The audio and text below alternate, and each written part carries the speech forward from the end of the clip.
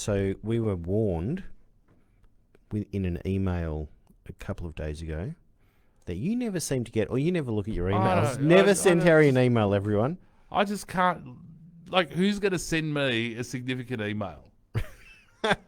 How would you know? Clearly, the management of JN thinks it was significant. But it was basically some guidelines for how to conduct oneself during an election campaign. And so every time you hear a political advertisement that says this ad was paid for or was sponsored by blah, blah, blah. This ad was brought to you by some schmuck with too much money.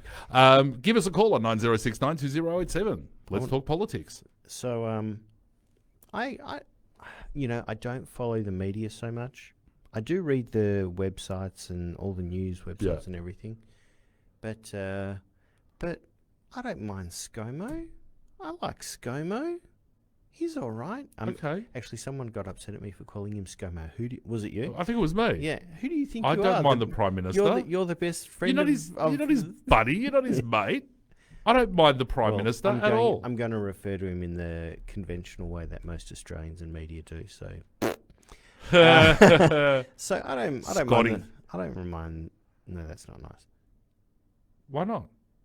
Because Scotty sounds like he's got no friends. To you, maybe. It was terrible, that thing from school. ScoMo is okay to me. I don't mind. Give us a call. Give me a call and change my mind. But they're playing the man, not the ball. But there seems to be a lot of people. Character assassination. Yeah, but Get over yourselves. Okay, but there seems to be a bunch of people all of a sudden, like on his own team, that have gone to bat for the other team. Like there's all these people coming. Oh, he's a bully. He's a this. He's a that.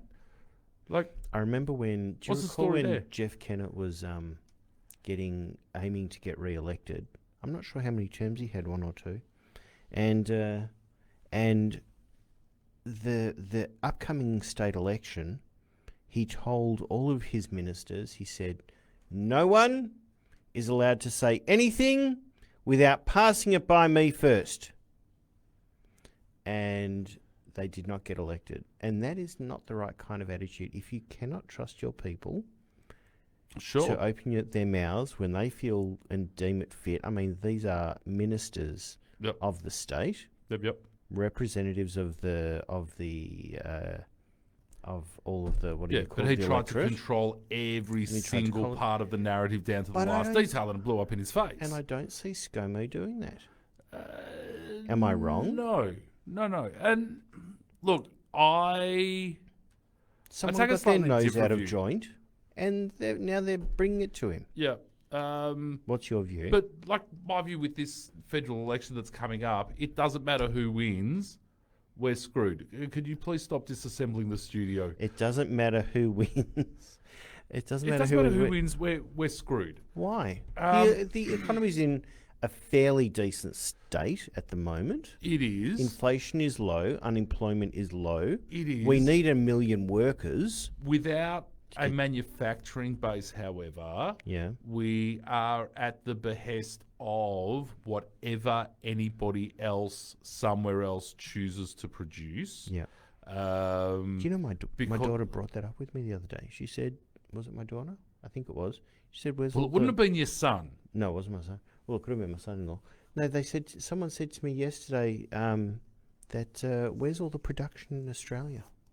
And I had to explain to them all about Gough Whitlam and the removal of the tariffs back in 73, 74. Yep. And he was the Labor Prime Minister with the backing of the unions. Yep, it was supposed to look after the workers and the jobs. And production went out the window. It certainly did. The schmutter industry went out the window. Yep.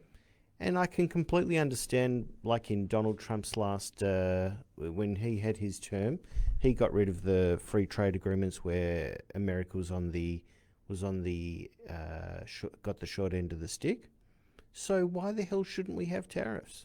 Why shouldn't we protect our economy? Because if we put up tariff walls, then other people put up tariff walls, and then it's all And now we've just signed a free trade agreement with India. We have just signed a free trade agreement with India, which I believe is a much better state of affairs than signing free trade agreements with China. China, 100%. I'm much more comfortable that we've got deals with India than we have deals with China, because we've entered this globalized world, and we are a country with, let's be honest, a fairly insignificant population.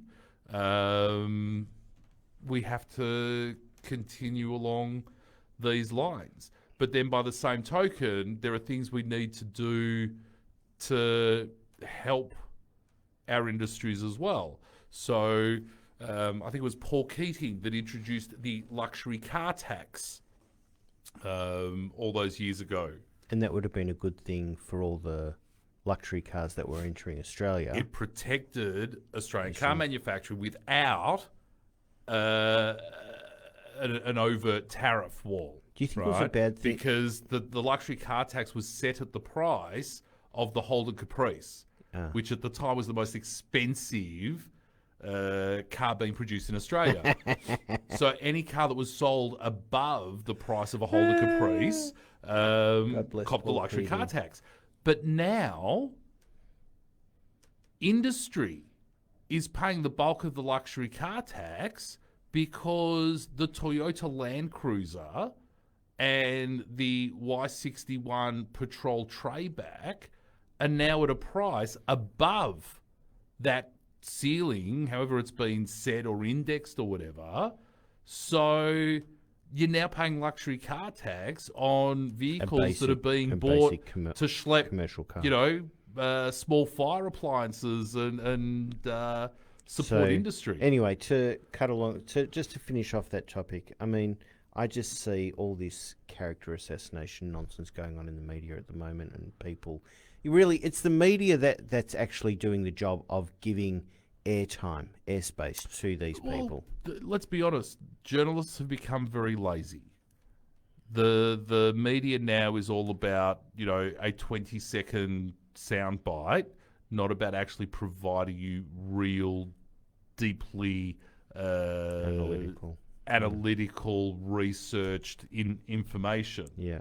If you want that sort of stuff, well, then you've just got to look further, and then all those people are referred to. I'm not necessarily advocating that, we should all march out and vote for ScoMo, but I do think that that we don't necessarily need to be listening to the rubbish that's going on at the moment, and just good luck to I think the better governing party. I think, well, it's not going to be a good luck to the better governing party. It's going to be good luck to the better campaigning party. Yeah. Because they're very, let's be honest, they're very similar. And I think, especially at the federal level, any change is simply going to be change for the sake of change. I can't believe they're still going with Anthony Albanese. I mean, how many times has this guy lost? Or he just can't. No, Shorten lost the last one. He can't speak. Albanese can't speak. Shorten, he doesn't know how to go on the attack. Well, one he can't speak. Two, he is a very left-wing Labor leader. Like, he is incredibly left-wing. It gets very down when all they do is attack, and it's like just so poisonous, and you don't feel like voting for anyone. Well, that's true, and you're not obliged to vote for anyone. Let's be honest. Vote. You're obliged to attend a polling station. I do not advocate donkey voting. That's it. I'm not advocating donkey voting either. I think that you're given you've got the privilege of voting and having a say in how your state or country or municipality is run, and you should take that opportunity and do the best you can with it. But as I say, I don't think whether there is a change of government, whether anything significant is really going to change. Find us on Facebook. Just head to www.facebook.com/J Air Radio. That's 2 R's. J Air Radio.